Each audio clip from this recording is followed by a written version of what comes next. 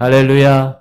감사합니다. 오늘 날씨가 제가 막 오는데 비가 많이 왔는데도 이렇게 주에 전해 오셔서 하나님을 예배할 수 있다는 것은 너무나 감사한 일이다.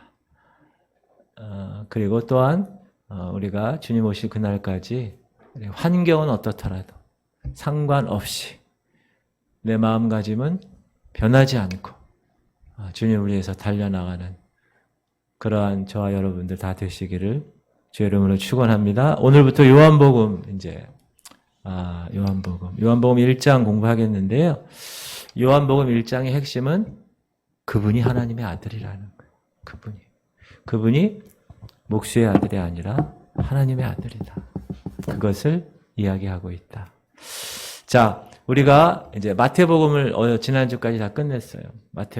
마태복음은 핵심이 뭐라고요? 어떻게 표현했다고요? 마태가 유대인의 왕으로 예수님을, 그리고 그 대상은 유대인을 대상으로 썼다면 마가복음은 예수님을 종으로서, 그러니까 로마인을 대상으로, 왜냐하면 로마의 식민지로 있었던 그런 시대적 상황을 생각해서 그렇게 마가복음이 있었고, 근데 마가복음이 짧아요. 아주 굵고 짧게. 그리고 누가복음은 인간 예수의 모습. 그래서 누가가 의사잖아요. 그래서 그 예수 그리스도의 그 인간적인 모습, 아프고 힘들어하고 기뻐하고 막 그런 인간적인 모습을 많이 그려냈다. 특히 이제 그리스 헬라인 대상으로 이 말씀을 쓴 것 같아요. 누가가 이제 헬라인과 함께 이렇게 제가 기억하기로는 엄마인가 아버지가 헬라인일 거예요. 그래서 그러한 어떤 배경에서 복음서를 기록한 것이 누가복음이고, 요한복음은 이제 요한이 기록했는데, 이 세 복음서를 같은 관점으로 봤다. 그래서 공관복음이라고 하고, 요한복음은 따로 네 복음서 중에서 따로 전 세계를 대상으로 기록한, 그래서 특별히 하나님 아들 예수 그리스도를 왜 그가 예수 그리스도가 하나님의 아들인가, 왜 신이신가의 신성에 관한 그 증거를 표적을 통하여서 이렇게 다루고 있고, 그 표적들은 7가지를 이제 적어놨는데, 그 표적들을 사람들이 보고 듣고 경험하면서 그분이 하나님의 아들이구나 라는 것을 입증해내는 그런 목적으로 기록이 됐고요. 핵심 구절이 있습니다. 핵심 구절은 이 책을 기록한 목적이 아예 썼어요. 요한이. 읽어볼까요? 예수께서 시작. 예수께서 제자들 앞에서 이 책에 기록되지 아니한 다른 표적도 많이 행하셨으나 7가지 표적을 넣었는데 7가지 외에도 얼마나 많이 표적이 있었는데 다 기록하진 못했지만 31절 시작. 오직 이것을 기록하면 너희로 예수께서 하나님의 아들 그리스도이심을 믿게 하려 함이요 또 너희로 믿고 그 이름을 힘입어 생명을 얻게 하려 함이니라. 제가 1번, 2번 썼죠? 네, 목적의 기록 목적. 1번은 뭐죠? 사람들이 예수를 목수의 아들, 요셉의 아들로만 봤다. 30년간. 그런데 갑자기 어느 날 때가 되어서 하나님의 아들이라고 얘기하고, 아브라함보다 자기가 먼저 있었다고 얘기하고, 이런 얘기를 하니까, 아니, 목수 아들 아니야? 그런데 사람들이 예수를 목수의 아들이 아닌 하나님의 아들로 믿게 하기 위해서 적었다. 누가? 요한이. 그리고 두 번째 목적은 그 예수 그리스도의 이름을 통해서 생명을 얻게 하려고. 여러분, 예수님을 통하여서 영적인 생명을 받으셨습니까? 우리는 이제 이렇게 2000년 후에 이렇게 받은 주인공이 되었어요. 그리고 이 네 복음서에서 공통으로 기록된 여러 가지 것들 중에서 예를 들면 오병이어 사건 같은 거. 그럼 마태, 마가, 누가는 다 그 사건을 집중해서 글을 썼어요. 그러나 요한 같은 경우는 5,000명을 먹이신 이 오병이어에 관해서 하나님이 예수 그리스도 그분을 이 땅에 생명의 떡으로, 누구를 위해서? 우리를 위해서 생명의 떡으로 오병이어에서 먹고 그들이 배부른 것처럼 생명의 떡이신 예수를 우리가 먹을 수 있게끔 예수를 보내주셨어 라고 그 기적을 통해서 그 기적의 의미를 설명해 주었다. 마테마가 누가는 그냥 기적 자체 사건을 열거했다면 이 요한복음은 왜 그 사건이 일어났는가에 대해서 의미를 설명해 준 책이다. 그래서 요한복음을 처음에 우리가 예수 처음에 믿고 나서 요한복음 공부를 많이 해요. 왜? 예수님에 대해서 알아야 되니까. 그죠? 신앙생활 안 한 사람이 예수님에 대해서 어떻게 알아요? 그래서 요한복음이 예수 그분이 사람, 동시에 신이라는 것을 증명해내는 그런 복음서입니다. 아주 귀한 복음서예요. 그러면 하나님의 아들이심을 증명하는 그리스도의 이름이 있다.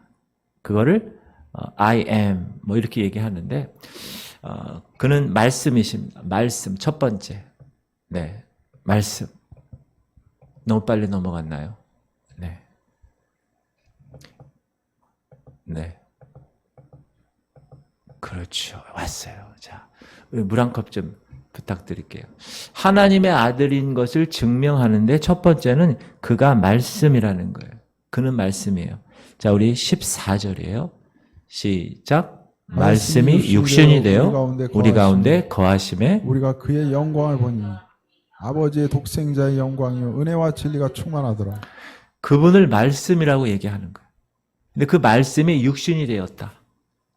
이렇게 인간의 몸으로 태어났다. 육신이 되어 우리 가운데 거하셨다.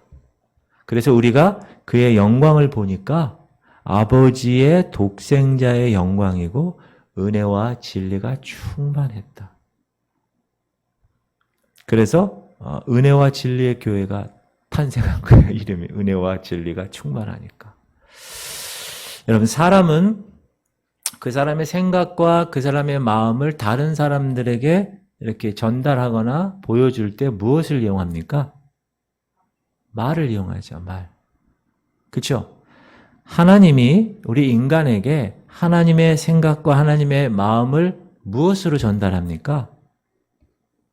예수 그리스도로 전달하는 거예요. 그분이 말씀이니까. He is a word. 말씀이기 때문에. 자, 태초에 하나님이 천지를 창조하셨죠? 뭘로 창조하셨죠? 말씀으로 창조하셨어요. 그런데 그 말씀이 예수님이라는 거예요. 1절. 시작. 태초에 말씀이 계시니라. 이 말씀이 하나님과 함께 계셨으니 이 말씀은 곧 하나님이시니라. 그가 태초에 하나님과 함께 계셨고. 그렇죠? 그 말씀이 하나님이라는 거예요.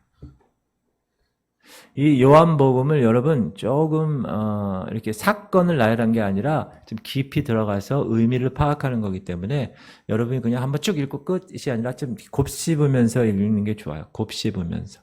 아, 태초에 말씀이 계셨는데 스스로 있는 자예요. 말씀이 스스로 있어요. 태초에. 그런데 그분이 하나님과 함께 계셨어. 그럼 하나님은 아니죠. 잘 생각하세요. 자, 우리가 말씀이 예수님이라는 걸 염두에 두고 생각하는 거예요. 태초에 예수님이 계셨어, 말씀이. 근데 그분이 하나님과 함께 계셨어. 하나님이 아니라는 거예요. 그러나 그 말씀은 하나님이래. 그럼 사람들이 생각해요. 지금 말장난하는 거야, 뭐야. 그러니까 삼위일체에 관한 이야기가 여기서 나오는 거예요. 그리고 그가 태초에 하나님과 계셨고 3절 시작. 만물이 그로 말미암아 지은 바 되었으니 지은 것이 하나도 그가 없이는 된 것이 없느니라. 자, 태초에 하나님께서 창조하셨는데 그 창조한 주인공이 예수님이라는 거.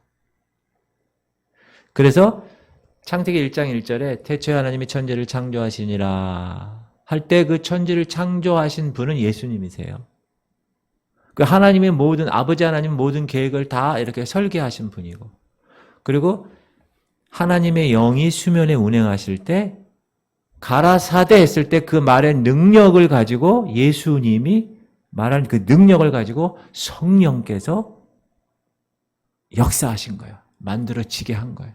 그 삼위일체도 삼위일체 하나님께서 다 세 분이 동일하게 참여하신 사건이다. 창조 사건도. 그런데 골로새서에 보면 만물을 창조하신 분이 예수님인데 그 창조하신 이유가 나와요. 시작.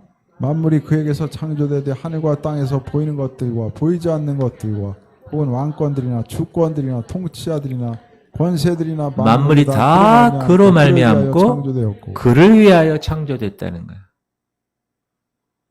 만물을 창조하신 목적이 다 그분을 위해서, 그분께 영광과 찬양과 존귀 돌리기 위해서.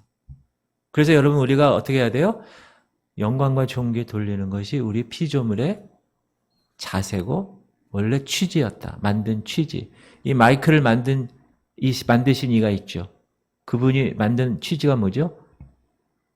사람의 소리를 흡입해서 수음해서 증폭기 앰플리파이어를 통해서 증폭하는 것이 이 기능인 것처럼 우리의 원래 창조 목적은 하나님을 찬양하기 위해서 창조되었다. 그런데 거기 보면 보이는 세계와 보이지 않는 세계를 다 그분이 지었다고 그래요. 보이는 세계는 뭐죠? 보이는 세계가 어디 있어요? 지금 여기 이런 거. 광물, 동물, 식물 이런 것들. 그것만 있을까요? 아니요. 이 지구 말고도 지금 우리가 로켓 쐈잖아요. 위성 이렇게.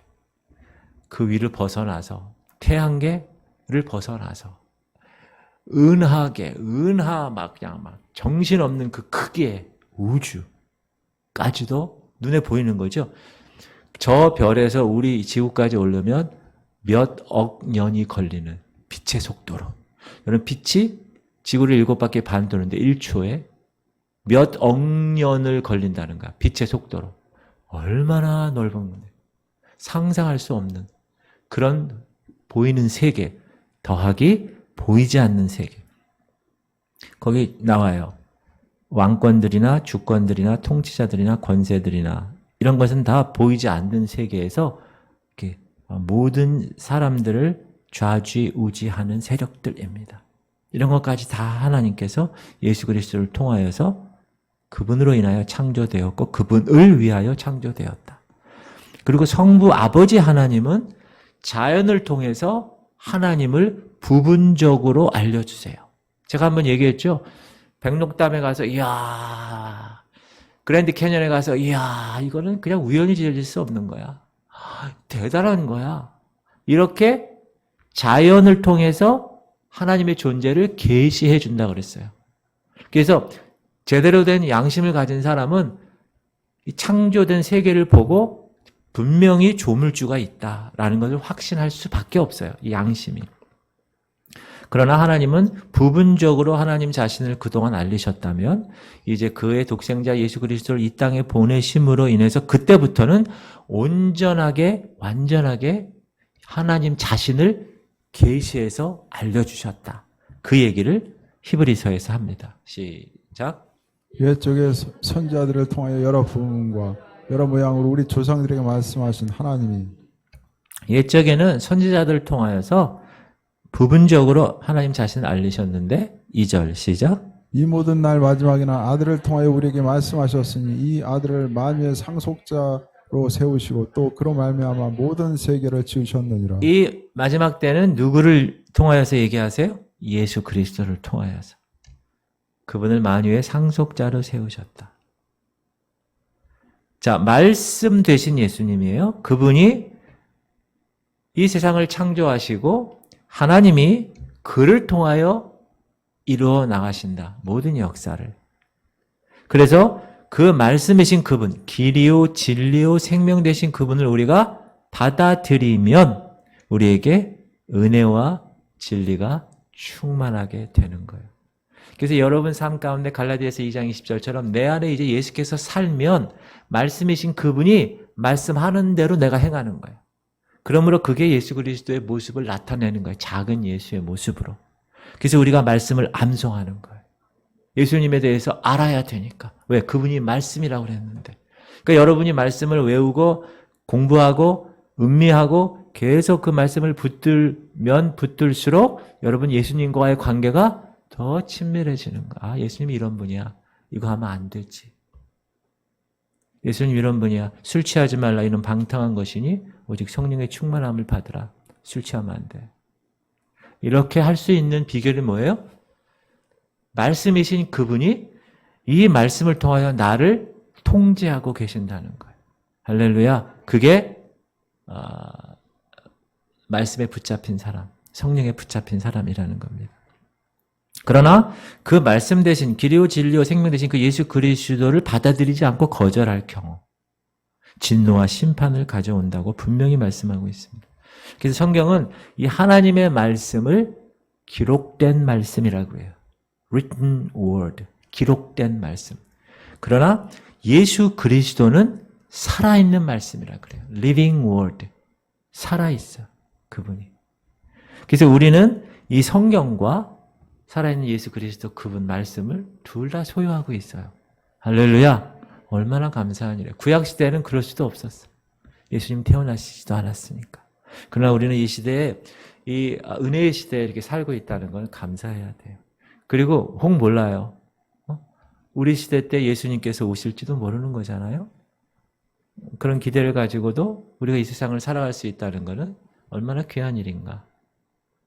너무나 귀한 일이라고 생각합니다. 그래서 그분은 말씀이야. He is the word. 그 다음에 그분은 빛이시다. 빛. 이게 4절부터 이렇게 쭉쭉쭉 나오는데 생명은 빛으로부터 옵니다. 자, 창세기 1장 1절에 태초 하나님이 천지를 창조하셨을 때 첫째 날 뭘 창조하셨어요? 하나님 가르쳤을 때 빛이 있으라 하시면 빛이. 왜 그 수많은 것 중에서 왜 빛을 창조하셨을까? 제일 처음에.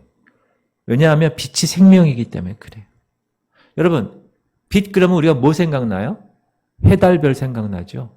그러나 해달별은 몇째 날 창조하셨어요? 첫째 날 창조하지 않았어요. 몇째 날 창조했죠? 넷째 날 창조했어요.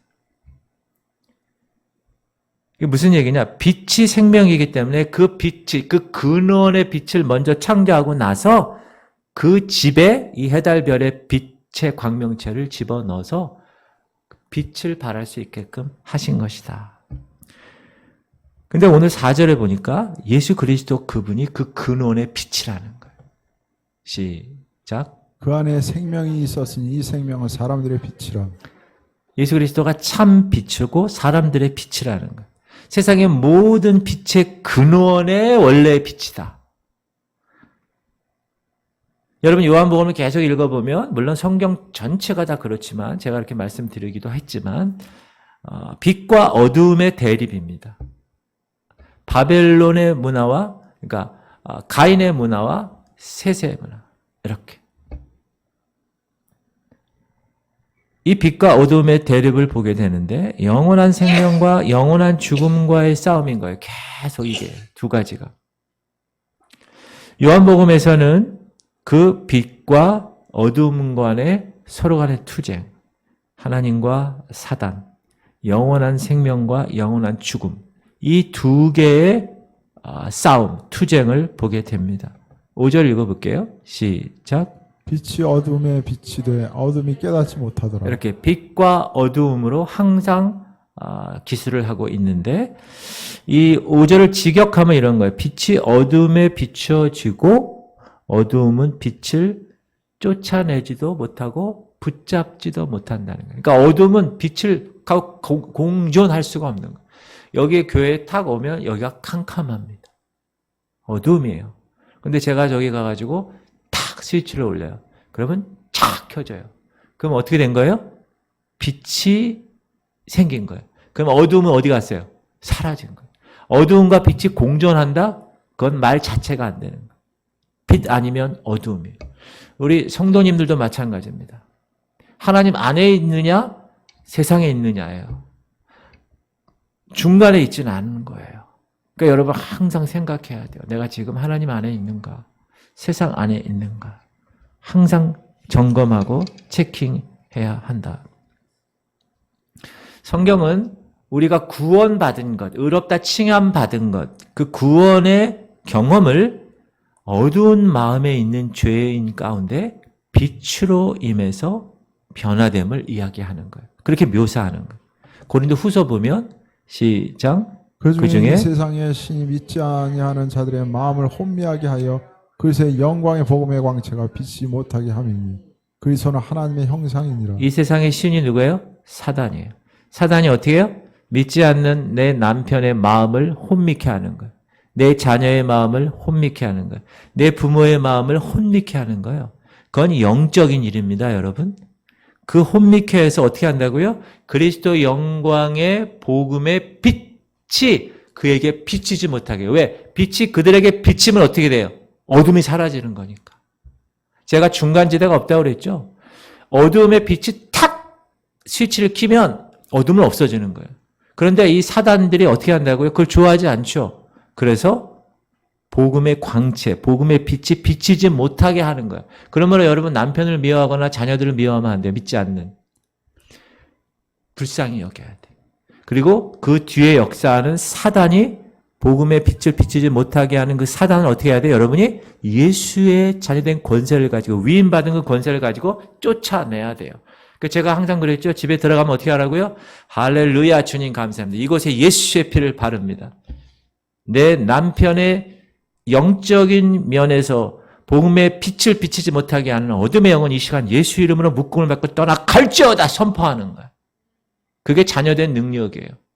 예수님의. 그리고 이제 그 빛 대신 예수 그리스도를 전하기 위해서 먼저 여러분 왕이 다 행차하기 전에 앞에 이 신하들이 어떻게 해요? 왕 행차합니다. 막 이러잖아요. 왕 행차합니다. 빵빨빠라바라랑 이렇게 하는 것처럼 세례 요한이 하나님이 보낸 세례 요한이 등장합니다. 6절에 시작. 하나님께로부터 보내심을 받은 사람이 있으니 그의 이름은 요한이라. 여기는 이 요한복음을 쓴 요한이 아니라 세례 요한이에요. John the Baptist. 그 다음 7절. 그가 증인하러 왔으니 곧 빛에 대하여 증언하고 모든 사람이 자기로 말미암아 믿게 하려 함이라. 그는 이 빛이 아니요 이 빛에 대하여 증언하러 온 세례 자라. 요한의 목적은 뭐예요? 빛을 증언하는 거예요. 근데 그 빛이 예수 그리스도라고 그랬잖아요. 그렇죠? 그 빛이 자기가 아니. 근데 예수님보다 6개월 전에 먼저 이렇게 그 전에 6개월 전에 태어나고 그 전에 사역을 했기 때문에 계속적으로 광야에서 사람들이 그 당시에 있는 사람들이 다 그분을 빛으로 알았어요. 그분을 메시아로 알았어요. 근데 그분 광야로 다 가는 거예요. 광야는 가는 데가 아닙니다, 여러분. 광야 가면 목마르고 배고프고 가는 곳이 아닌데 빛처럼 생긴 이 세례 요한이 광야에 있으니까 사람들이 다 광야로 가는 거예요. 여러분, 이 지구촌 교회는 이 아파트 상가에 있지만 이곳에 진정한 예수 그리스도의 빛이 비춰지면 사람들이 광야에 있든지 상가에 있든지 어디 있든지 관계없어요. 다 몰려오는 거예요. 아멘을 안 하시는 거예요. 할렐루야. 이게 살아있는 교회예요. 그게. 여러분 그러기 위해서 우리가 항상 빛의 자녀로서 살아가요. 빛의 자녀로서. 세례 요한이 예수 그리스도의 길을 예비했는데 빛이신 예수님을 증언하러 온 자기의 사명을 열심히 하는 거예요. 뭐라 그래요? 회개하라. 천국이 가까웠네. 세례 요한이 여러분 광야에서 그 도시에서 광야로 온 사람들에게 잘 오셨어요. 아유 우리 성도님들 어서 오세요. 여기 밥도 있고요. 뭐도 있고요. 이 교회가 얼마나 좋은지 몰라요. 에어컨도 나오고요. 의자도 좋아요. 이러고 오세요. 그렇게 하지 않았어요. 척박한 그곳에 온 사람들에게 회개하라. 천국이 가까웠느니라. 그렇게 얘기했어요. 그러므로 교회 여러분 교회 오실 때 위로받고 물론 그렇게 하는 것도 교회에 올 목적이 될 수 있지만 그게 아니에요. 진정한 하나님의 말씀으로 인해 내가 찔리는 오늘도 목사님 내 얘기를 하시는구나. 그래 내가 말씀대로 살아야지. 그렇게 하면 탁 다짐하고 또 나가는 거예요. 그래서 또 저 세상에서 또 열심히 치열하게 사는 거예요. 그래서 또 다시 와가지고 그래 여러분 그게 원래 교회에 나와서 우리가 다시 한번 세팅하고 그렇게 돼야 돼. 그래야 여러분이 성장하는 거. 교회 와서 무슨 그냥 이런 거 하다가 그냥 띵까 이렇게 하다가 끝나면 그거는 절대로 영적인 교회가 아닙니다. 찔려야 되는 거. 세례 요한은 계속해서 이 빛 대신 예수를 전합니다. 근데 사람들이 그 빛 대신 예수를 영접하지 않아요. 9절 시작. 참빛 곧 세상에 와서 각 사람에게 비추는 빛이 있었나니. 누구죠? 예수님. 10절. 그가 세상에 계셨으며 세상은 그로 말미암아 지음바 되었으되 세상이 그를 알지 못하였고. 11절. 자기 땅에 오매 자기 백성이 영접하지 아니하였으며. 아니 유대인 택한 백성이 유대인으로 왔는데 메시아가 그 유대인들이 거절했다. 그러나 예수 그리스도 그분을 영접하고 예수 그리스도 그 이름 Jesus Christ 그 이름을 믿는 자는 하나님의 자녀가 되는 권세를 주셨습니다. 할렐루야. 이게 5월달 말씀이에요. 시작. 영접하는 자, 곧 그 이름을 믿는 자들에게는 하나님의 자녀가 되는 권세를 주셨으니 이는 혈통으로나 육정으로나 사람의 뜻으로 나지 아니하고 오직 하나님께로부터 난 자들이니 우리는 빛이신 예수를 영접한 사람이에요.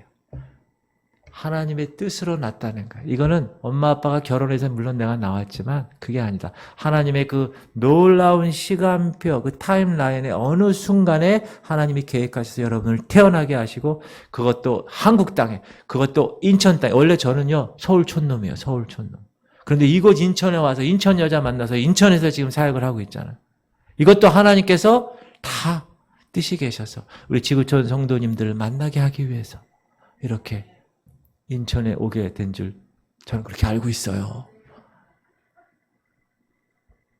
여러분 우리는 그 빛이신 예수님을 영접한 사람으로 빛된 삶을 살아야 된다. 꼭 기억하십시오. 쉽지 않습니다. 그러나 해내야 합니다. 해낼 수 있게 주님이 여러분을 만드셨어요. 아유 난 육신이 연약하여 아니요. 영접했고 아들 이름을 믿었고 하나님의 자녀되는 권세를 받았으니 위임 받은 대로 멋지게 살아가는 거예요. 할렐루야. 그게 예수 믿는 사람이죠. 그게 마시고 세 번째 그는 하나님의 아들이라는 거예요. 그는 하나님의 아들. 이게 핵심이에요. 자, 예수님보다 6개월 먼저 태어난 세례 요한은 광야에서 외치는 자의 소리로 자기를 따르는 사람들에게 뭐라고 외쳤다고요? 회개하라. 천국이 가까웠느니라. 복음이 아주 단순하고 아주 명료하고 아주 강하지 않습니까? 회개해. 왜요? 천국이 가까웠어. 그리고 예수님에 대해서 소개하는 거야. 내가 메시아가 아니란다. 15절 시작. 요한이 그에 대하여 증언하여 외쳐 이르되 내가 전에 말하기를 내 뒤에 오시는 이가 나보다 앞선 것은 나보다 먼저 계심이라 한 것이 이 사람을 가리킴이라 하니라. 여러분 예수님이 먼저 태어나지 않았어요. 이 땅에는. 세례 요한이 먼저 태어났는데. 근데 이렇게 알고 있는 거예요. 그러니까 세례 요한은 정확하게 예수님이 누군지 아는 거죠. 그 다음 절 16절 우리가 다 그의 충만한 데서 받으니 은혜 위에 은혜로라. 네. 세례 요한은 예수 그리스도 그분이 영적인 인사이트를 갖고 있었다. 깨어 있었다는 거예요. 메뚜기와 석청만 먹으면서 하나님 말씀만 백성들에게 정확하게 진리를 전했기 때문에 깨어있는 사람이었기 때문에 알 수 있었다. 엘리 제사장처럼 깨어있지 못하면 어떻게 됩니까? 슬픈 일이죠. 슬픈 일이에요. 그래서 의자 뒤 넘어져가지고 죽잖아요. 얼마나 비참한 가문인가. 그러나 세례 요한은 정확하게 예수님이 누군지 알았고 그분이 율법 아래로 오셔서 인간의 몸으로 오셨다는 거예요. 우리가 로마서 6, 7, 8, 9장 공부했는데 율법을 완성케 하시기 위해서 율법 아래로 오셨어요. 인간으로 오셨다는 거예요. 17절 율법은 모세로 말미암아 주어진 것이요 은혜와 진리는 예수 그리스도로 말미암아 온 것이라. 본래 하나님을 본 사람이 없으되 아버지 품 속에 있는 독생하신 하나님이 나타내셨느니라. 30절 내가 전에 말하기를 내 뒤에 오는 사람이 있는데 나보다 앞선 것은 그가 나보다 먼저 계심이라 한 것이 이 사람을 가리킴이라. 31절 나도 그를 알지 못하였으나 내가 와서 물로 세례를 베푸는 것은 그를 이스라엘에 나타내려 함이라 하니라. 세례 요한은 뭐한 사람이에요? 말 그대로 세례하는 사람, 세례를 주는 사람. 근데 세례를 줄 때 사람들이 이렇게 줄 섰을 거 아니에요. 그 줄 섰을 때 이렇게 세례를 주는데 자기도 몰랐어요. 근데 예수님이 탁 오는 거예요. 그때 예수님, 야 보라 하나님의 어린 양이로다. 예수님을 탁 알아봤어요. 그러면서 제가 어떻게 감히 예수님에게 세례를 드릴 수 있습니까? 제가 오히려 예수님에게 세례를 받아야 되는데 예수님이 허락하라. 그래서 세례를 베풀죠. 그때 어떻게 됐습니까? 하늘에서 아버지 하나님이 이렇게 말씀하시죠. 이는 내 사랑하는 아들이요 내 기뻐하는 자라. 성자 예수님은 세례 받으시고 성부 하나님은 그렇게 말씀하시고 성령 하나님이 비둘기같이 임합니다. 삼위일체 하나님이 동시에 나타난 현장이에요. 태초에 창조할 때도 예수님이 세례 받을 때도 그렇게 나타나셨습니다. 그래서 이 세례 요한이 알게 된 거예요. 아, 하나님의 아들이구나. 32절 요한이 또 증언하여 이르되 내가 보매 성령이 비둘기같이 하늘로부터 내려와서 그 위에 머물렀더라. 나도 그를 알지 못하였으나 나를 보내어 물로 세례를 베풀라 하신 그이가 나에게 말씀하시되 성령이 내려서 누구 위에든지 머무는 것을 보거든 그가 곧 성령으로 세례를 베푸는 이인 줄 알라 하셨기에 그래서 내가 보고 그가 하나님의 아들이심을 증언하였노라. 하나님의 아들이구나. 그리고 나다나엘이 대답하되 라삐여 당신은 하나님의 아들이시오 당신은 이스라엘의 임금이로소이다. 요 49절을 제가 생뚱맞게 왜 거기다 올려놨냐면 요한복음에서 예수님을 하나님의 아들로 부른 사람이 몇 명이 있는데 그 중에 한 사람이 나다나엘이에요. 자, 세례 요한, 나다나엘, 베드로, 그다음에 소경이 치유받았을 때 그때 하나님의 아들이라고 불러요. 그다음 마르다 그리고 도마. 나의 하나님. 그렇죠? 하나님의 아들. 그러면 여러분 왜 유대인들이 예수 그분을 거절하고 핍박하고 멸시하고 십자가에 못 박았을까요? 그 죄목이 뭐라고 그랬어요? 신성모독이라고 그랬어요. 왜? 하나님의 아들이라고 그러니까. 아니 목수의 아들이라고 알았는데 여러분 예수님 남동생들도 있고 여동생들도 있는데 남동생 중에 유다도 있고 야고보도 있어요. 근데 그 친구들이 30년 동안 예수님하고 같이 먹고 자랐을 거 아니에요, 집에서.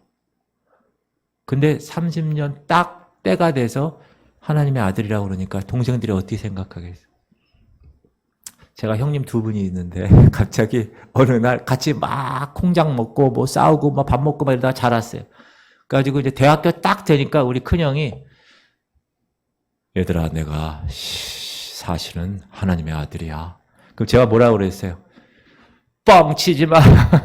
제가 그랬을 거야. 그 남자 동생들도 그래서 예수님 실제 육신의 남자 동생들이. 근데 나중에 예수님의 종이 됐어요. 예수님 부활을 목격하고 나서. 진짜구나. 그래서 그 동생 유다가 유다서를 쓰고 그 동생 야고보가 야고보서를 쓴 거예요. 자, 그리고 그분은 그리스도라는 거예요. 26절 시작. 요한이 대답하되 나는 물로 세례를 베풀거니와 너희 가운데 너희가 알지 못하는 한 사람이 섰으니 곧 내 뒤에 오시는 그이라 나는 그의 신발끈을 풀기도 감당하지 못하겠노라 하더라. 40절 세례 요한의 말을 듣고 예수를 따르는 두 사람 중에 하나는 시몬 베드로의 형제 안드레라. 41절 그가 먼저 자기의 형제 시몬을 찾아 말하되 우리가 메시아를 만났다 하고 메시아는 번역하면 그리스도라. 동생 안드레가 형 시몬한테 형, 나 메시아를 만났어. 근데 메시아를 번역하면 그리스도라는 거예요. 구약에서는 메사야라고 그러고 신약에서는 그리스도라고 그러는데 뜻이 뭐죠? 기름 부음을 받은 자. 기름 부음을 받은 자입니다. 자, 유대인들은 오래전부터 메시아가 오기를 기다리고 있었습니다. 그러니까 세례 요한에게 사람들이 당신이 메시아입니까? 그렇게 물었을 때 당시 사마리아인 사람들도 메시아를 갈망했고 유대 사람들도 메시아를 갈망했고 그 지역에 있는 모든 사람들이 다 예수님이 아니라 메시아를 갈망했어요. 그래서 예수를 메시아라고 부르면 불이익을 당했어요. 유대인들에게 있어서.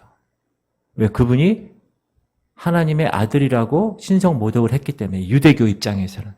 그래서 유대교에 거기서 회당에서 출교받은 거예요. 출교. 그 정도로. 그러나 그럼에도 불구하고 메시아다. 그분은 그리스도다라는 것을 꼭 기억하시기 바랍니다. 그리고 그분은 하나님의 어린 양이다는 거예요. 여러분 우리가 하나님의 어린 양 얘기하면 먼저 읽을게요. 29절 시작. 이튿날 요한이 예수께서 자기에게 나오심을 보고 이르되 보라 세상 죄를 지고 가는 하나님의 어린 양이로다. 예. 처음 보는 순간, 예수님을 보는 순간 하나님의 어린 양이라고 부르잖아요. 그리고 35절에 시작. 또 이튿날 요한이 자기 제자 중 두 사람과 함께 섰다가 예수께서 거니심을 보고 말하되 보라 하나님의 어린 양이로다. 이 어린 양은 우리가 금요일 날 출애굽기 공부할 때 이 어린 양 사건을 알아요. 유월절 사건. 어린 양을 잡아서 자기가 사는 집에 문 임망과 문설주에 바르면 죽음의 사자가 유월한다. 패스오버한다. 이렇게 넘어간다 이거죠. 그래서 이사야 선지자가 53장에서 그 어린 양에 관해서 그가 찔림은 우리의 허물을 인하며 그가 상함은 우리의 죄악을 인함이라. 그가 징계를 받음으로 우리가 평화를 누리고 그가 채찍에 맞음으로 우리가 나음을 입었도다.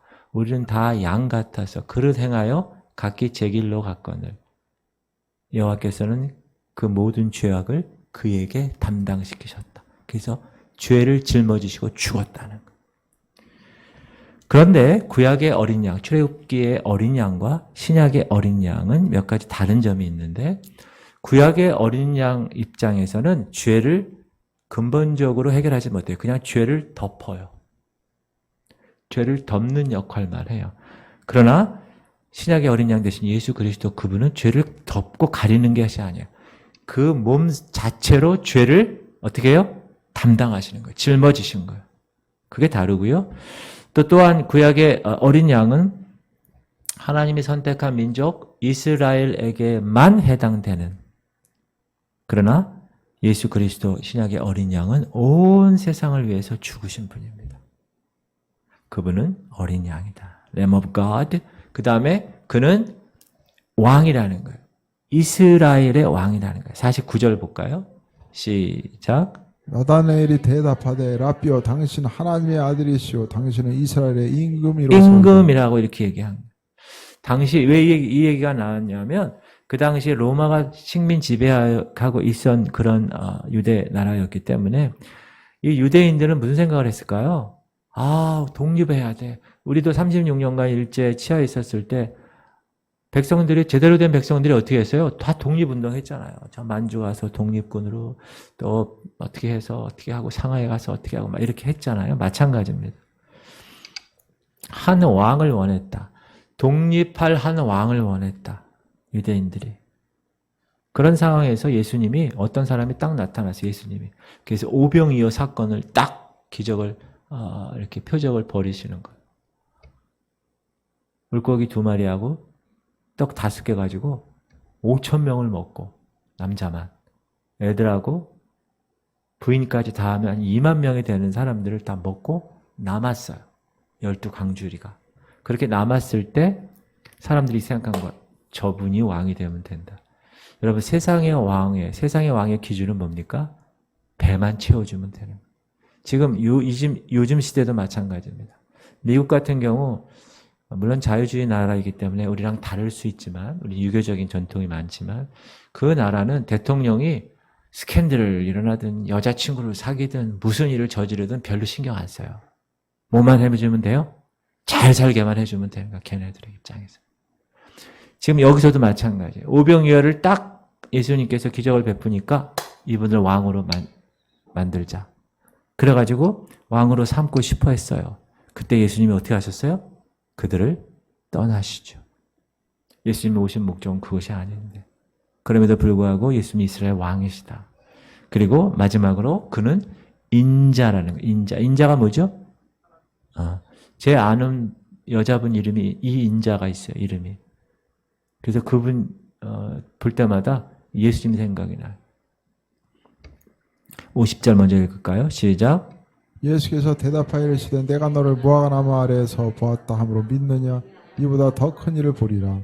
51절. 또 이르시되 진실로 진실로 너희에게 이르노니 하늘이 열리고 하나님의 사자들이 인자 위에 오르락 내리락 하는 것을 보리라 하시니. 나다나엘이라고 얘기할 때 이런 일이 있는 건데, 자, 예수님은 땅과 하늘 사이에 사닥다리의 역할을 하신다. 중간에 계셔서 한편으로는 하나님을 인간에게 보여주고 또 이쪽 편에서는 인간을 하나님께로 데려가시는, 중간자적인 역할을 하신다. 무엇으로? 사람의 아들로. 그래서 이 7가지 하나님의 아들이신 그분을 입증하는 이름, 말씀, 빛, 하나님의 아들, 그리스도, 하나님의 어린 양, 이스라엘의 왕, 인간의 아들.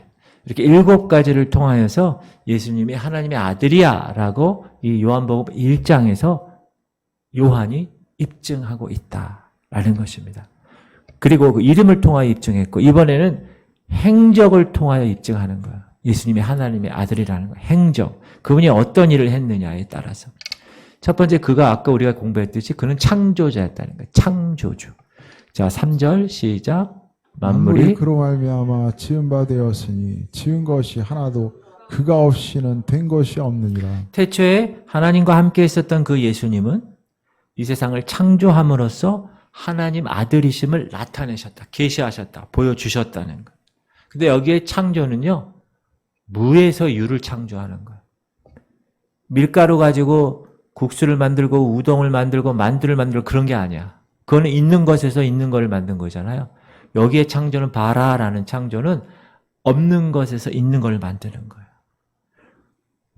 여러분 없는 것에서 있는 거 여러분 만들 수 있어요? 그거는 인간으로서는 할 수 없습니다. 그 누구도 그 예수 그리스도의 창조주 되심을 흉내낼 수도 없고 할 수도 없는 유일하게 예수 그분만 할 수 있는 그런 일이 세상을 창조하는 거예요. 그래서 그분이 창조함을 통하여서 하나님의 아들이구나 라는 것을 입증하셨다. 두 번째, 그분은 사람을 구원함으로 하나님의 아들임을 입증하셨다는 거예요. 12절 시작. 영접하는 자 곧 그 이름을 믿는 자들에게는 하나님의 자녀가 되는 권세를 주셨으니. 여러분 물에 빠진 사람이 구할 수 없습니다. 배에 타고 있다든지 헬리콥터에 있다든지 그래서 구할 수 있는 거예요. 모든 인류를 구원하실 수 있는 존재는 인간의 죄의 DNA를 가지고 구원하실 수가 없어요. 그러므로 인간의 DNA를 갖지 않은 존재가 나와야 되는데 그 존재가 누구예요? 그 죄 문제를 담당할 수 있는 존재는 신밖에 없다. 하나님밖에 없다. 그런데 죄의 삭은 사망인데 죽을 수 있는 모든 죄를 다 짊어지고 죽어야 그 죄값이 해결되는데 모든 인류의 죄가 하나님이신 그분이 죽을 수 있느냐? 영은 죽을 수 없어요. 하나님은. 그래서 그것을 내가 죽기 위해서 예수 그리스도 그분이 죽을 수 있는 육체로 입어서 이 땅에 오셨다. 그걸 성육신이라고 하죠. 그러므로 성령의 씨로 육체를 입은 존재로, 그렇죠? 성령의 씨를 통해 마리아에게 잉태했잖아요. 그 예수님만이 모든 인류를 구원하실 수 있는 충분 조건을 갖고 계신 유일하신 분이다. 그래서 그를 영접하기만 하면 하나님의 자녀가 되는 권세를 받게 된다. 여러분과 저는 이미 그 하나님의 자녀의 권세를 누리고 있는 분들입니다. 맞습니까? 인간을 구원하실 수 있는 분은 하나님일 수밖에 없어. 그래서 그가 하나님의 아들임을 증명할 수 있다. 세 번째는 그는 하나님 자체를 보여주시는 분이라는 거예요. 자, 18절 보면 본래 시작. 본래 하나님을 본 사람이 없으되 아버지 품속에 있는 독생하신 하나님이 나타내셨느니라. 여러분 하나님을 본 사람 있나요? 없어요. 하나님이 영이기 때문에 볼 수가 없어요. 그리고 하나님을 진짜 봤다 그러면 죽는 거예요. 왜? 그는 거룩하신 분이고 우리는 거룩하지 않기 때문에 죽는 거예요. 그런데 예수 그리스도 그분이 인간으로 오셔서 하나님을 나타내셨다는 거, 보여주셨다는, 계시하셨다는 거. 그분을 통해서 하나님이 어떤 분인가를 알 수 있게 되었다. 얼마나 귀한 일입니까, 이거는. 그렇죠? 지금 우리 신약시대에는 예전에 2000년 전에 예수님이 이 땅에 육으로 오셨을 때는 33년간 팔레스티나는 그 땅에서 그렇게 계시하셨어요. 그러나 지금 우리는 2000년 후잖아요. 지금은 어떻게 계시합니까? 이 말씀으로 계시하시는 거잖아. 예수님이 말씀이시니까. 그래서 우리가 말씀을 통하여 예수 그리스도가 하나님의 아들임을 계시하시는 것을 알게 된다는 거예요. 그래서 그분이 하나님의 아들이라는 것을 입증할 수 있다. 네 번째는 그분이 성령으로 세례를 주시는 분이라는 것. 33절 보면 시작. 나도 그를 알지 못하였으나 나를 보내어 물로 세례를 베풀라 하신 그이가 나에게 말씀하시되 성령이 내려서 누구 위에든지 머무는 것을 보거든 그가 곧 성령으로 세례를 베푸는 이인 줄 알라 하셨기에. 네. 예수님 세례 받을 때 성령께서 내려오셨다고 그러잖아요. 그거는 세례 요한이 그분이 하나님의 아들이라는 것을 어떻게 했다고? 확인하기 위해서라는 거죠. 그건 무슨 말이냐?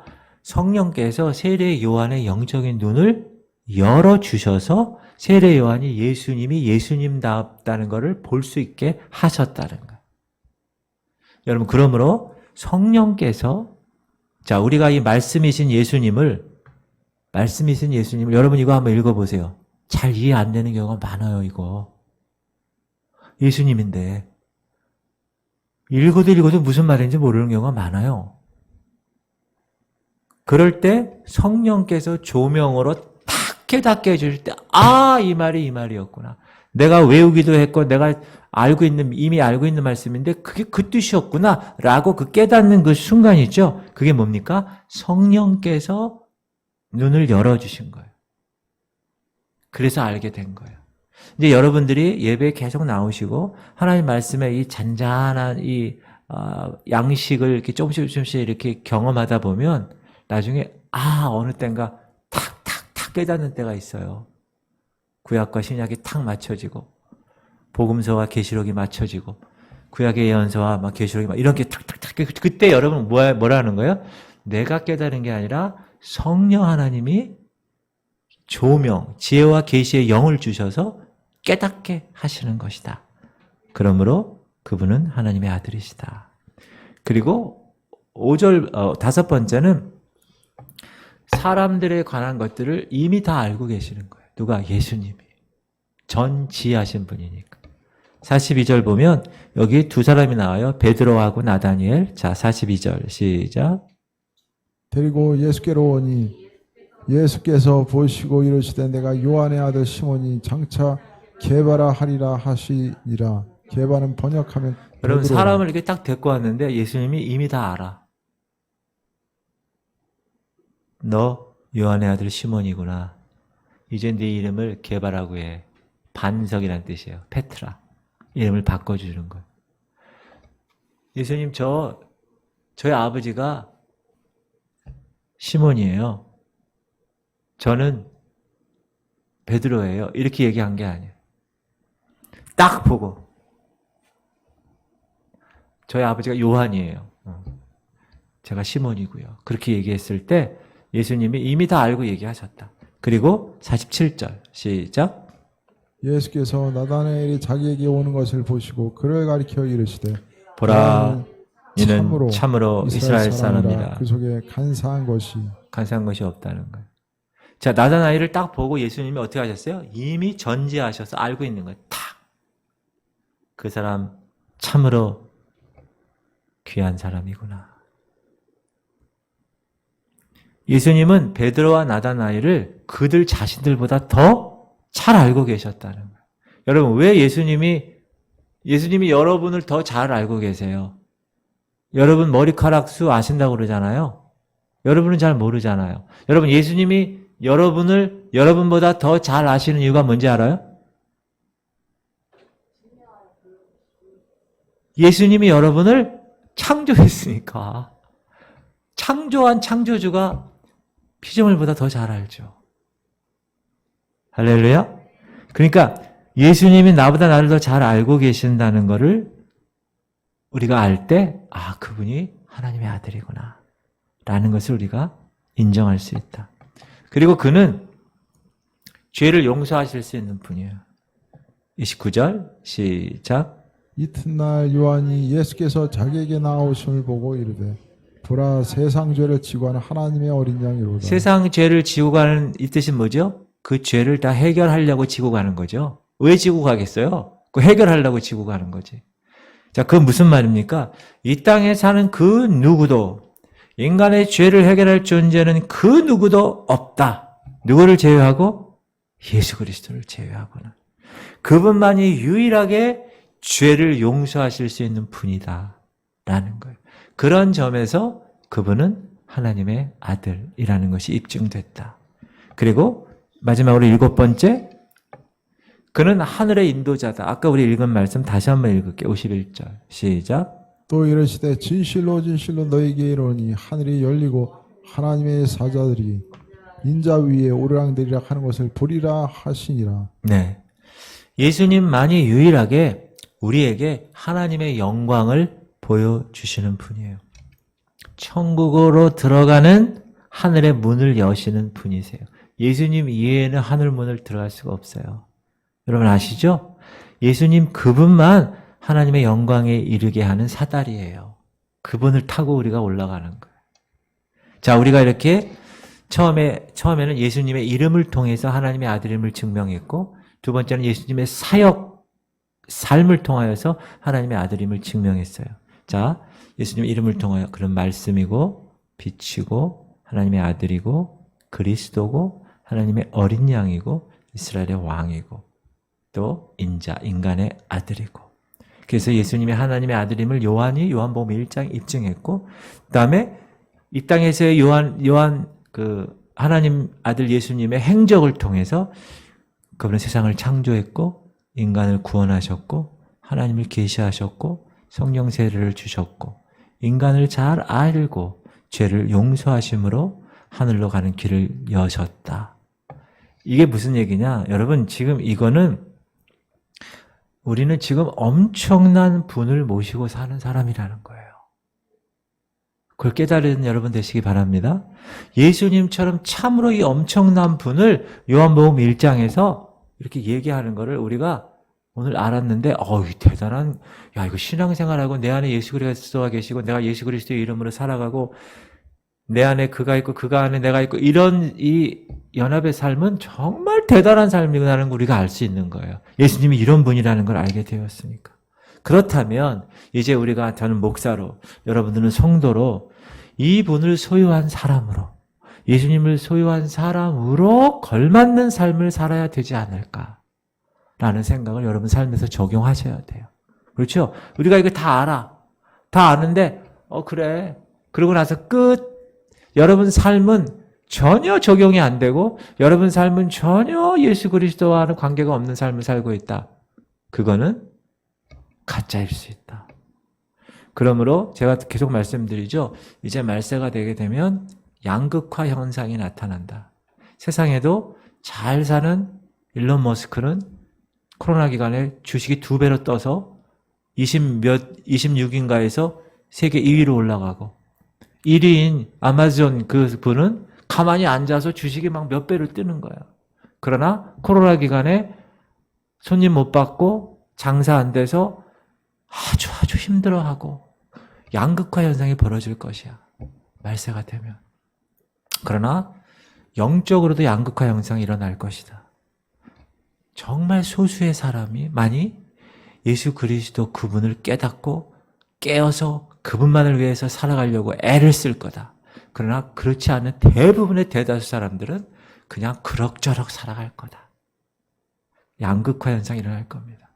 이 지구촌 교회의 목적은, 제가 이 교회에 온 목적은 여러분과 저를 그 맨 위에 소수의 깨어있는 하나님의 알곡 성도, 하나님의 신부 성도가 되게 하는 것이 제 사명입니다. 여러분 그거 알고 계시죠? 여러분도 그렇게 하셔야 됩니다. 여러분 가정에서, 여러분 직장에서. 이제 이거는요, 시간이 지나면 더 할 거예요. 왜? 이제 나중에 이제 핍박하는 세력이 구체적으로 나타날 겁니다. 엔타이 크라이스트, 적 그리스도가. 그리고 나중에 그 표 때문에 문제가 생길 거예요. 지금도 백신 때문에 어떻게 해요? 백신 패스, 백신 그거 없는 사람은 이마트도 못 들어간 경우도 생겼잖아요. 그렇죠? 못 들어갔어요. 그러나 이제 그거는 생명과는 직결이 없죠. 그러나 좀만 지나면 말세에 요한계시록에 나와요. 그런 현상이 일어날 거예요. 이제 그러니까 먹고 살려고 다 손을 내리는 거예요. 그래서 소수의 교회 큰 거, 교회 숫자 많은 거, 그거 절대 중요하지 않습니다. 이 시대는. 몇 명이 모여도 그거 별로 중요하지 않아요. 숫자가 중요하지 않아요. 단 몇 명이 모여도 그분들이 소수의 깨어있는 하나님의 백성으로 예수 그리스도 그분에게 온전한 신부로 정결한 예복 준비하고 기름 준비하여서 그분이 오실 때 땡 되면 쫙 올라갈 수 있는 그런 준비가 된 사람만이 하나님 앞에 신부의 혼인잔치의 주인공들이 될 수 있다. 그렇지 않고 두 사람이 맷돌 갈다가 한 사람 올라가고 한 사람 남는 자가 될 수 있어요. 두 사람이 밭을 갈다가 한 사람 올라가고 한 사람 남는 사람이 될 수 있다. 여기서 예배 드리다가 올라가는데 목사가 못 올라갔다. 그럴 수도 있다. 그러므로 그거는 누구도 확언할 수 없다. 그러므로 오늘 요한복음 1장 1절을 통하여서 그분이 예수 그리스도 그분이 이렇게 대단한 분이라는 것을 우리가 알았다면, 이런 엄청난 분을 내가 모시고 산다는 걸 알았다면 이제 우리는 어떻게 해야 될까요? 그 모습에 합당한 걸맞는 삶을 살아내야 되는 것이 은혜 받은 사람이에요. 은혜는 받았는데 삶은 그렇게 살지 않아. 그런 사람을 뭐라 그래요? 배은 망덕한 놈이라고 그래요. 그러므로 세상에서도 배은 망덕한 놈은 어떻게 됩니까? 안 돼. 하나님 이 영적인 생활에서도 동일하게 적용됩니다. 할렐루야. 우리는 이 엄청난 분을 모시고 사는 사람이에요.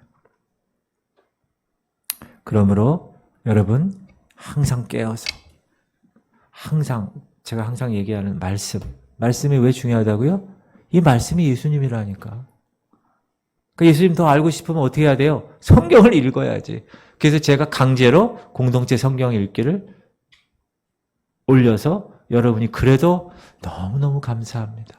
그렇게 매번 아멘 그렇게 적어주셔서 여기 이선혜 원사님은 제일 먼저 아멘을 넣어. 매일 12시 딱 되면 딱 준비하고 있다가 아멘! 내가 이걸 놓치지 않을 거야. 그 얼마나 귀한 일이에요. 1등. 희성맘. 두 분이 아주 저도 한번 해보려고 그러는데 저는 안 돼. 그거 지나고 나면 새벽기도를 못 나와. 그 얼마나 귀한 일이에요. 강제로라도 하나님의 말씀을, 이게 누구라고요? 예수님이라니까. 그러니까 그분을 내가 매일 노출하는 거야. 여러분, 세상에 노출되거나 음란에 노출되거나 폭력에 노출되거나 이런 마약에 노출되면 어떻게 돼요? 그런 삶을 사는 거예요. 근데 우리가 말씀에 노출되고 성령에 노출되고 기도에 노출되고 예배에 노출되고 막 이래봐요. 어떻게 돼요? 성령의 사람이 되는 거예요. 여러분 24시간 중에 이렇게 A4 용지 딱 놓고 계산해 보세요. 내가 하나님께 노출되어 있는 시간이 몇 시간이 되나? 세상에 노출되어 있는 시간이 몇 시간이 되나? 거기 플러스 마이너스 해보세요. 그래서 내가 먹이를 많이 주는 그쪽에 여러분의 사람이 되는 거예요. 내가 세상에 많은 먹이를 준다. 그럼 여러분 세상 사람이에요. 근데 내가 하나님의 영적인 것에 내가 먹이를 많이 주고 지금도 살고 있다. 그러면 하나님께 속한 사람이에요. 할렐루야. 여러분 예수님이 이런 분입니다. 이런 놀라운 분을 여러분은 소유하고 있는 거예요. 그러면 여러분 그분의 자녀예요. 영접했어요. 그 뜻대로 부르심을 받았어요. 그렇죠? 그러면 하나님의 자녀가 되는 권세를 받은 거예요. 그러므로 이제 다 영적인 것, 우리를 방해하는 세력, 우리를 힘들게 하는 세력을 다 어떻게 할 수 있어요? 다 쫓아내고 대적하고. 도둑놈한테 어떻게 하라고요? 나가! 이렇게 하라고 그랬죠? 그리고 여러분은 그 집을 지키는 거예요. 누구와 함께? 예수님과 함께. 할렐루야. 그런 여러분 되시기를 주 여러분을 축원합니다. 기도제. 하나님, 오늘도 요한복음 1장 말씀을 통하여서 그분이 하나님의 아들이심을, 예수 그리스도 그분이 하나님의 아들이심을 우리가 배웠습니다.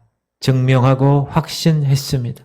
말씀으로 빛으로 하나님의 아들로 그리스도로 하나님의 어린 양으로 이스라엘의 왕으로 인간의 아들로 그리고 그분이 세상을 창조하심으로 인간을 구원하심으로 하나님을 계시하심으로 성령 세례를 주심으로 인간을 잘 아는 죄를 용서함으로 하늘로 가는 길을 여심으로 그분이 하나님의 아들임을 입증하셨습니다. 우리는 이런 엄청난 분을 모시고 사는 사람들입니다. 그리고 그분을 통하여 주님이 자녀 삼아 주신 분들입니다. 하나님, 오늘 요한복음 1장을 통하여 알게 되었으니 이제 그렇다면 그분을 소유한 사람으로, 성도로, 목사로 하나님 자녀에 걸맞는 삶을 살아갈 수 있도록, 그분을 전하는 삶을 살 수 있도록 주님 우리를 붙들어 주시옵소서. 예수 그리스도 그분이 하나님의 아들임을 정확히 알고 정확히 믿고 정확히 전할 수 있도록 내 안에 엄청난 그 예수님을 모시고 살아가는 삶이라는 것을 24시간 의식하며 살아갈 수 있도록 깨닫게 하여 주시고, 그 예수 그리스도 그 빛이신 그분을 모르는 저 어둠 가운데 처해 있는 백성들에게 그 빛을 전하는 빛의 사자들 다 될 수 있도록 은혜 내려 주시옵소서. 우리 할인이를 위해서 특별히 기도합니다. 하나님, 식도 폐쇄뿐만 아니라 기관지가 협착되었습니다. 하나님, 협착 위치도 흔하지 않는 곳이라고 합니다. 내일 기관지 검사를 합니다. 하나님, 우리는 알 수 없습니다. 하나님이 하십니다. 하나님께 모든 걸 맡기겠습니다. 주님 인도하여 주시옵소서. 그 딸을 불쌍히 여겨 주시옵소서. 이종명 탁성경 그 엄마 아빠를 불쌍히 여겨 주시옵소서. 우리가 할 수 있는 것은 우리의 영역에서 최선을 다하여 하나님께 기도하는, 간구하는 일밖에 없습니다. 하나님, 우리가 예배 때마다 그리고 매시 하나님 이 딸을 위해서 기도하고 있사오니 주님이 이 시간 고쳐 주시옵소서. 주님이 이 시간 하나님의 영 성령께서 예수 그리스도의 피를 그 딸의 머리끝부터 발끝까지 발라 주시옵소서. 그 딸의 식도에 발라 주시옵소서. 그 딸의 기관지에 예수의 피를 바른다. 하나님, 그 모든 기관지 협착증은 예수 이름 묶고 놓고 떠나갈 지어다. 식도 폐쇄의 모든 증상은 다 사라졌음을 선포한다. 하나님, 내일 검사하는데 검사 결과도 좋게 하시옵시고, 하나님께서 이 딸을 통하여서 이 고난을 아버지 하나님의 그 가정에 주신 이유 우리는 알 수 없지만 하나님의 그 선하신 뜻 가운데 아버지 하나님이여 그 모든 고난이 있는 줄 알고 하나님, 우리는 묵묵하게 겸비하게 겸손하게 기도할 뿐입니다. 우리 엄마 아빠를 위로하시고 아버지 하나님의 거룩한 자녀로 이제 다시 한번 주님의 그 끈을 다시 한번 붙들고 하나님 안에서 진실된 이 엄청난 분을 모시고 사는 사람에 걸맞는 삶을 살 수 있도록 그 두 부부를 주님 붙들어 주시옵소서. 위로하시고 만져주시고 인쳐주시고 역사하여 주시옵소서. 우리 귀한 하나님의 백성들, 병실에 있는 모든 백성들 찾아가 주시고 고통당하고 있는 하나님의 백성들 만져주셔서 하나님의 그 크고 깊은 진리를 깨닫는 우리 모두가 될 수 있도록 은혜 내려 주시옵소서. 이제는 우리 주 예수 그리스도의 무한하신 은혜와 하나님 아버지의 극진하신 사랑하심과 성령님의 감동감화 충만 교통 이루하심이 예수 그리스도 그분이 하나님 아들임을 우리가 알고 이 엄청난 분이심을 우리가 깨닫고 정확하게 그분 말씀대로 순종하여 성도로 목사로 하나님 자녀에 걸맞는 삶을 살기로 결단하고 이 자리를 떠나 그 빛이 되신 예수 그리스도를 모르고 있는 사람들에게, 그 어둠 가운데 있는 사람에게 빛의 자녀로 하나님의 거룩한 빛을 전하기로 결단하며 이 자리를 떠나는 하나님 백성들 머리 위에 이제부터 영원토록 함께 하시기를 간절히 축원하옵나이다. 아멘.